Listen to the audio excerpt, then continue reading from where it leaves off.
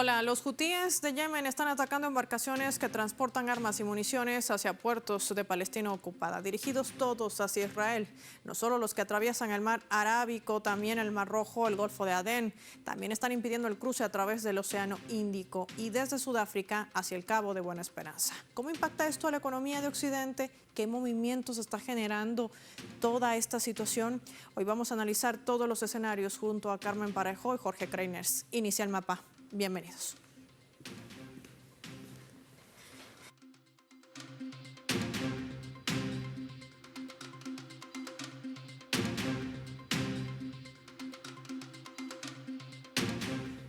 Por esta razón les proponemos desplegar nuestro mapa y revisar algunos datos graficados para entender cuál es la estrategia de los hutíes en Yemen. Yemen, fortaleza del Océano Índico. Vamos a identificar esta ruta marítima que hace además a una zona estratégica. Recordemos que el Océano Índico es un espacio estratégico en el mundo, ya que concentra muchos recursos pesqueros y desempeña un papel crucial en la economía global, por sus fuentes energéticas y también por esa naturaleza marítima que conecta con 4 continentes. Lo vemos en el mapa, se extiende allí desde África por el oeste, donde está el canal de Mozambique, Australia y Malasia al este, hacia el norte, y la Antártica en el sur. Las potencias mundiales están utilizando estos estrechos que vemos en nuestro mapa, como es el estrecho de Malaca, a la derecha, ubicado con ese punto rojo, lo ve, el estrecho de Hormuz al norte y el estrecho de Bab el-Mandeb, que limita con Yemen. Todos estos son pasos vitales para comunicar la mayor zona productora de petróleo en el mundo con Europa, incorporando al canal de Suez, que también lo tenemos ubicado al noreste de esta ecuación. Además de tener algunas rutas marítimas mucho más transitadas en el mundo, sus aguas también son ricas en petróleo y gas, así como la industria turística y pesquera, que es una de las principales fuentes de esta zona costera. ¿Qué implica esto dentro de la estrategia de Yemen? Aquí lo vemos, situado en el extremo suroccidental de la península arábica, frontera con Arabia Saudí y Omán. La rodea el Mar Rojo por el oeste y también está bordeado por el Golfo de Adén y el Mar Arábico, lo que convierte también a este paso, por eso nuestro barco, en una clave en la industria comercial, sobre todo en el área petrolera. Y es que las fuerzas hutíes de Yemen siguen controlando gran parte de este territorio, incluyendo su capital, Sana. A mediados de noviembre del año pasado, recordemos, comunicaban que atacarían a toda embarcación que navegue con bandera de Israel y que sean propiedad o que operen en beneficio del régimen de Tel Aviv, transportando, que fueron claros, municiones y armas con las que siguen masacrando a más de 33.000 palestinos. Recordemos que en su mayoría son mujeres y niños. Desde los puertos de Yemen se han lanzado misiles y drones contra estos barcos militares. Esto ha generado ya un impacto en la economía mundial y de esto vamos a hablar con nuestros invitados.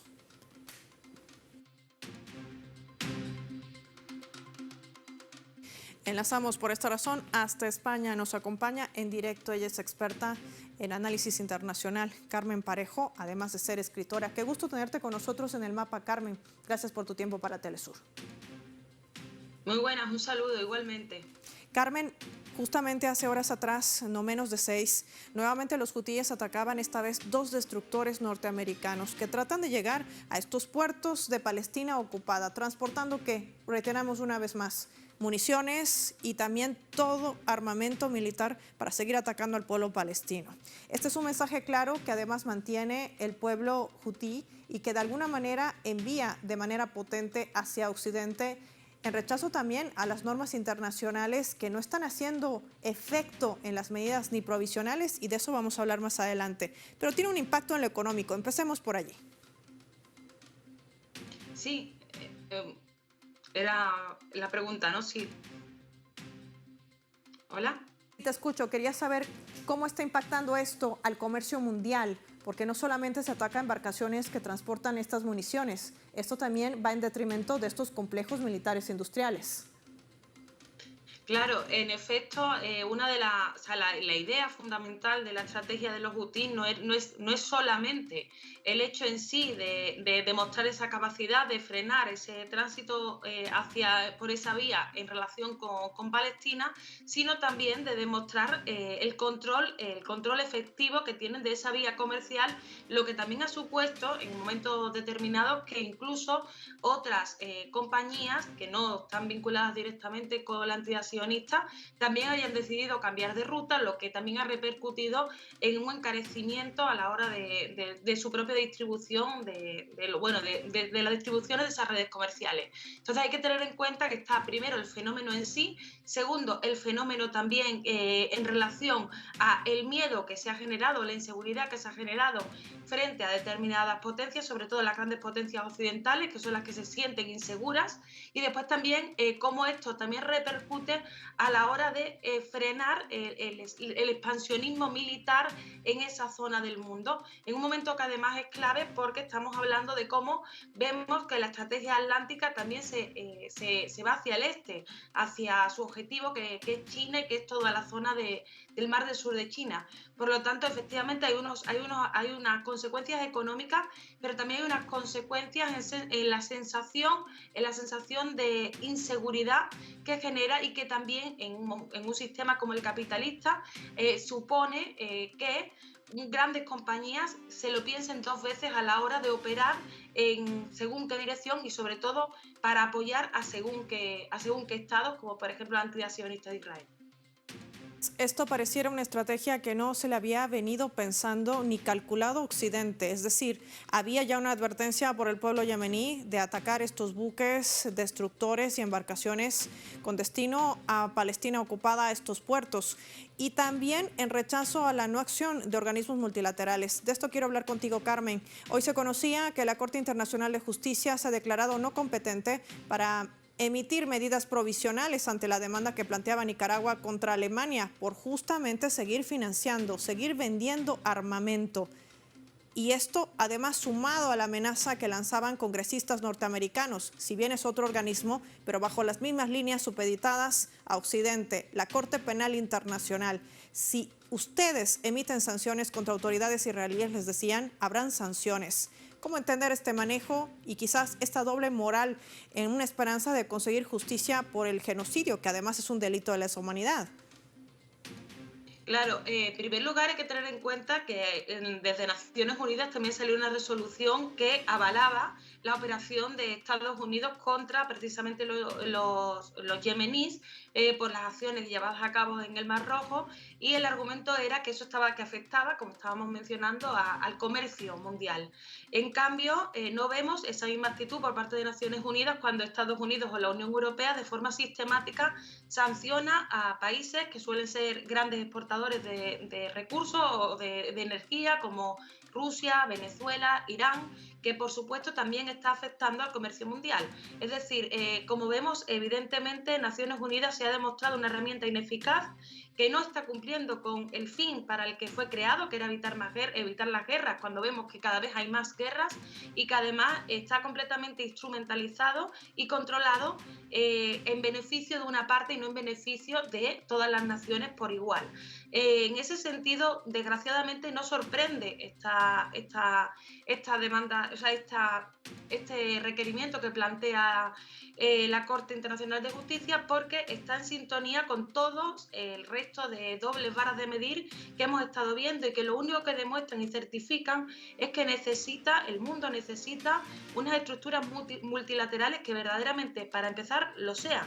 Es decir, que todos los estados estén representados en igualdad de condiciones y que eso pueda realmente facilitar que sea un espacio para la negociación, que sea un espacio que sirva para evitar conflictos y no para fomentarlos, que es lo que estamos viendo hasta ahora. Entonces creo que simplemente lo que vemos es, una vez más, cómo se escenifica esa inoperatividad de Naciones Unidas, que se ha demostrado que es una herramienta que no sirve y que no se corresponde con ese mundo multipolar que se está creando y que se está exigiendo. Desgraciadamente, el genocidio en Palestina se está llevando a cabo con este mundo donde no existen unas herramientas que verdaderamente puedan combatirlo de manera efectiva. Y Naciones Unidas está demostrando que no lo es. Incluso han asesinado a trabajadores de Naciones Unidas como parte de ese genocidio y ni aun por esas Naciones Unidas ha sido capaz de poner freno. Por último, ¿cuál va a ser la reacción de Occidente? Y te pregunto porque ya había una alerta por parte del Buró Político Militar de Yemen que decía de un plan de Estados Unidos para intervenir justamente el país, pero de manera terrestre. Ya lo habían hecho con bombardeos. Recordemos que no solamente estaban dirigidos a posiciones militares, sino también contra civiles. ¿Qué escenario podría abrir esto?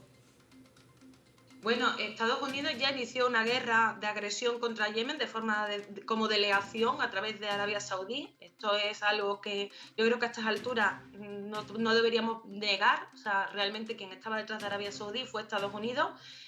Los hutíes y todos los yemeníes, pero sobre todo los hutíes, el movimiento popular Ansarolá, consiguieron vencer a nivel militar a Arabia Saudí y además ya tienen operaciones para controlar lo que ellos llaman pirateo en toda la zona de la entrada al canal de Suez, y aún así tampoco han conseguido frenarles.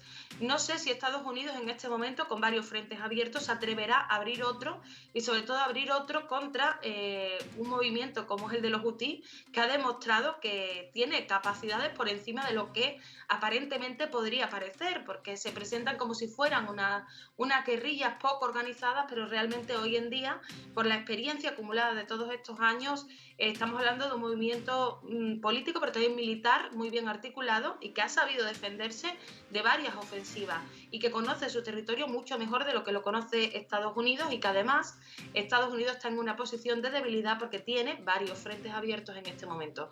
Así que esperemos que por la propia estupidez que supondría para Estados Unidos entrar en ese conflicto, eso no llega a producirse. Interesante lo que nos dice nuestra invitada, a quien agradezco por haber participado con su análisis hoy en el mapa. Carmen Parejo, gracias por tu tiempo para Telesur. Vamos a marcar una pausa y lo hacemos revisando nuestra escala.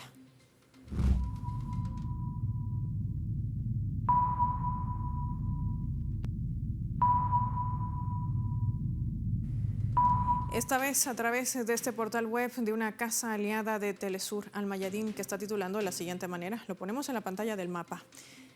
Una masacre planificada con inteligencia artificial es lo que titula Gaza. Con luz verde de los Estados Unidos, las fuerzas de defensa de Israel decidieron experimentar con los palestinos y utilizar inteligencia artificial para realizar bombardeos y asesinatos masivos en la franja de Gaza. Este sistema utilizado, que ha sido denominado como Lavender, procesa a gran velocidad una gigantesca cantidad de datos sobre los 2.300.000 palestinos que están dentro de este gueto, esta cárcel de cielo abierto. Los clasifica del 1 al 100 y prioriza como blanco a bombardear a los que, según los algoritmos de aprendizaje automático, estarían relacionados con Hamas o la Yihad Islámica. Las personas a asesinar están a su vez divididos en objetivos humanos, lo que ellos denominan como comandantes, y los objetivos basura, aquellos que denominan como soldados. Sobre estos últimos, las fuerzas de defensa de Israel usan únicamente misiles no guiados conocidos como bombas tontas, en contraposición a los misiles de precisión o inteligentes, que pueden destruir edificios enteros y por lo tanto ocasiona una enorme cantidad de muertos. Es decir, están matando de manera indiscriminada utilizando la inteligencia artificial, y esto abre nuevamente el debate. Ya volvemos.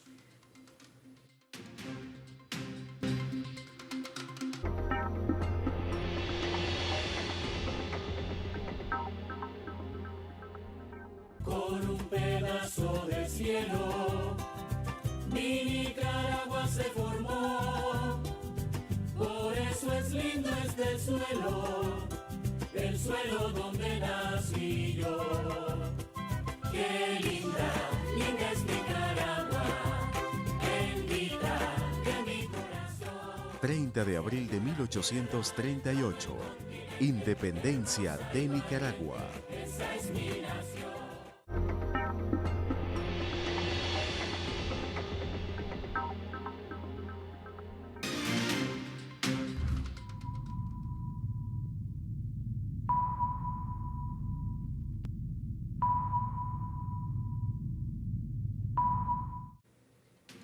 Vamos a sumar otro elemento también para el análisis a través de la fotografía. Estados Unidos pretende transformar la geografía en la Franja de Gaza.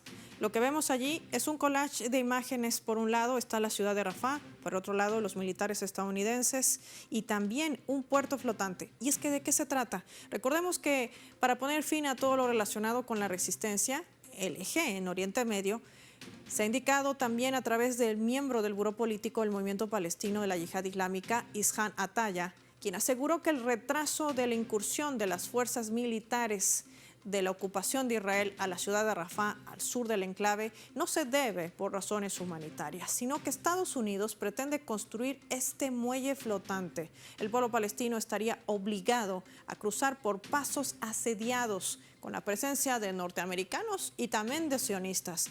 Esto generaría graves consecuencias y el pueblo está consciente de ello, decía durante sus declaraciones. Para analizar todo este panorama hemos invitado y sumamos a Jorge Kreiners, experto también en temas del panorama internacional y en política internacional. Jorge, qué gusto tenerte en el mapa. Gracias por tu tiempo para Telesur y te pregunto de manera inmediata, ¿esta es una estrategia de Estados Unidos? Hola, el gusto es mío, Paola, un gusto estar contigo y la audiencia de Telesur. Lógicamente que se trata de una estrategia de los Estados Unidos. Yo creo que a esta altura de los acontecimientos, Israel y Estados Unidos son la misma cosa. Nada de lo que ocurre en Israel está fuera del control de los Estados Unidos y también quiero decir, el sionismo tiene mucha importancia en la vida interior de los Estados Unidos, de manera que son la misma cosa y nada de lo que haga cada uno está fuera del control y el conocer del otro. De manera de que sí, toda esta estrategia de genocidio del pueblo palestino que ahora se concentra sobre la zona de Rafah es verdaderamente criminal y merece todo el castigo de los organismos internacionales, aunque claro, no es las Naciones Unidas en sí mismas, que sí necesitan una reforma para ser más democrática, para democratizarse, sino de aquellas fuerzas, particularmente Estados Unidos, el Reino Unido y otras que tienen el poder de veto y frenan toda la acción posible de organismos como las Naciones Unidas en este caso. De manera que la situación es una situación de guerra, es una situación de absoluta violación de los derechos humanos que por el momento no tiene una contención internacional que pueda limitarla. Y esto está generando fricciones dentro de la política interna del propio Israel. Ya lo decía su ministro de Finanzas, Smotrich, el día de ayer a Netanyahu. O invade Rafah o rompemos la coalición interna. Esto también sigue generando repercusiones desde la oposición. Te quiero compartir nuestra leyenda.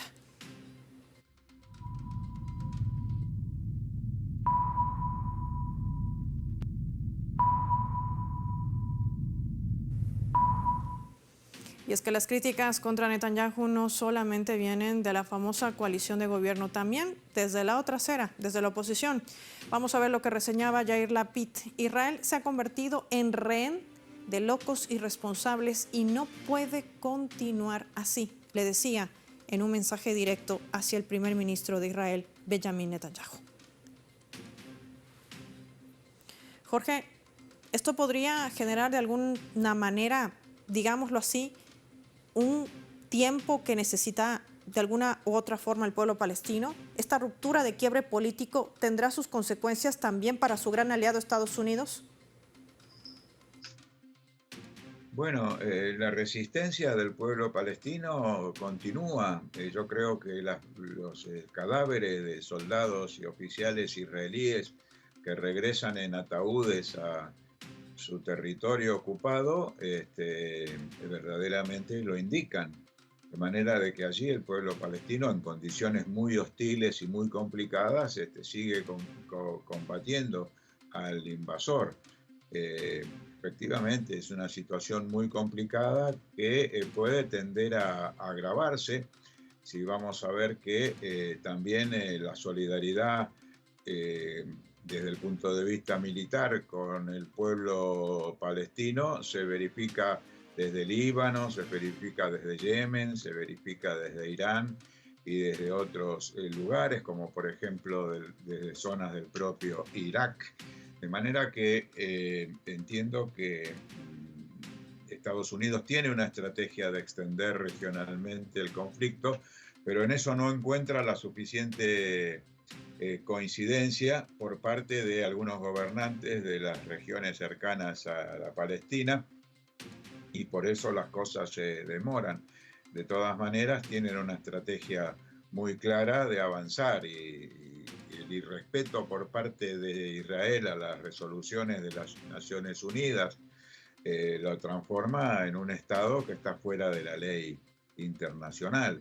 Lógicamente que la intervención de otras potencias poderosas en el plano militar agravaría mucho más el conflicto, de modo que también esto es una limitante para que se actúe contra la decisión norteamericana de poner al mundo al borde de una guerra, que es la política que están desplegando en todas partes, tanto en Ucrania como provocando a China desde Taiwán, o ahora en el Medio Oriente, e incluso no se descarta un agravamiento de la situación en Sudamérica, donde hay movimientos del Comando Sur y algunas regiones que se tornan ya un poquito más complicadas.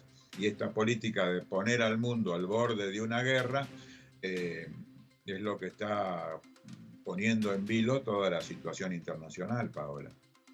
Dudas y esos movimientos que además nos llevan a entender los viajes relámpagos que hace el secretario de Estado de los Estados Unidos, Antony Blinken, tratando de restablecer relaciones para Israel como mediador con Arabia Saudí, y también los movimientos que hace reuniéndose con Jordania, quien le ayudó además a despejar el espacio aéreo de Israel ante la respuesta contundente de Irán por el bombardeo a su consulado y los crímenes que comete también contra el pueblo iraní. Jorge Kreiners, gracias por su tiempo para Telesur, gracias por compartir su análisis hoy en El Mapa. Nosotros vamos a revisar nuestra coordenada.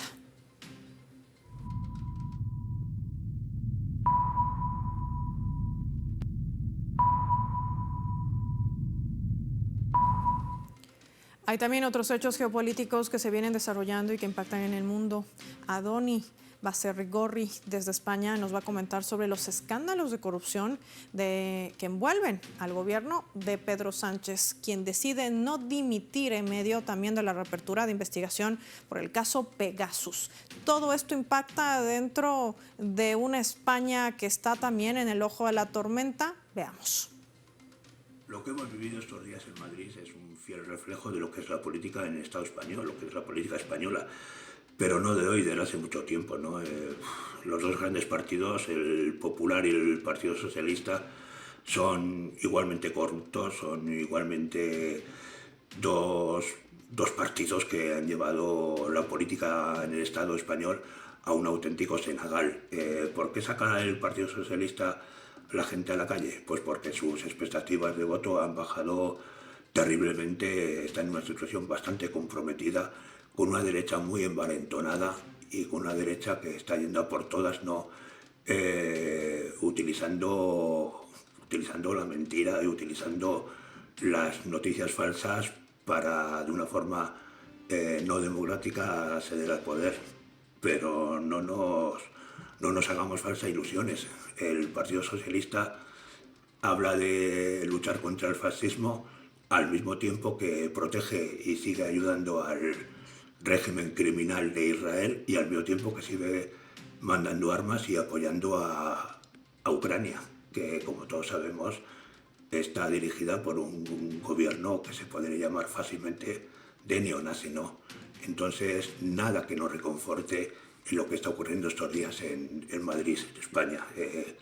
Más de lo mismo, más situaciones que reflejan el Estado español como un Estado absolutamente corrupto y absolutamente antidemocrático.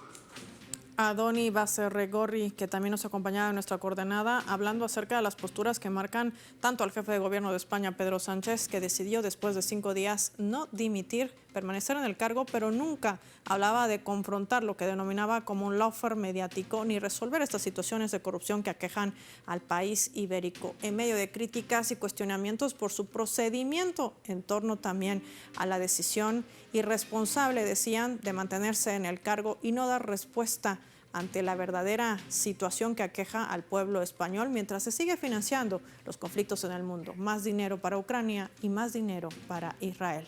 Momento de finalizar el programa revisando nuestro vector.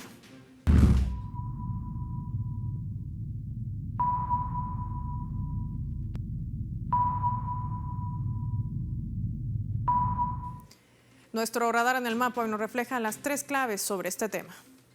1. Certero. Las Fuerzas Armadas yemenitas mantienen sus ataques contra los barcos de Israel y los vinculados a la ocupación en el Mar Rojo, Arábico y en el Océano Índico en apoyo a Gaza. Siguen golpeando buques estadounidenses y británicos en respuesta a la renovada agresión contra Yemen. Este es un golpe certero al saber que no cuentan con organismos que pongan fin al genocidio en Gaza, como la Corte Internacional de Justicia, que decide no emitir medidas provisionales contra Alemania ante la demanda planteada por Nicaragua por no tener supuesta competencia. Un organismo digitado a los intereses de Estados Unidos, quien incluso amenaza a los magistrados de la Corte Penal Internacional con sanciones si emiten mandamientos de apremio contra autoridades de Israel por sus crímenes de lesa humanidad.